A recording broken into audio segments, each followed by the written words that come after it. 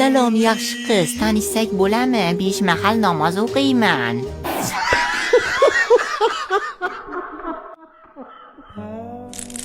Ha, biz o'sha bolaligini telefonsiz o'tkazgan oxirgi avlodmiz.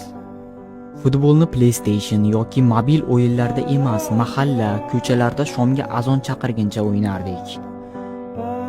Maktabda birorta qizga gapimiz bo'lsa, uni Telegrammi yoki Instagramiga yoza olmasdik.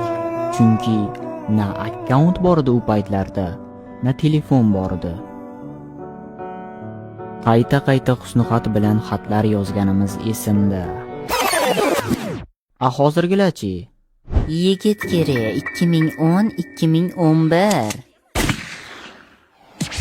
Abishi cho'qinaman, kuchi bo'lib ko'raman, naqalinga o'tirib olib oyog'ingni o'paman. Tushunmaganlar bo'lsa tushuntiraman. Hammamiz bilgan Instagram odamlar o'z fikrlarini batafsilroq muhokama qilishi uchun o'z shaxsiy dasturini Threads'ni yaratdi.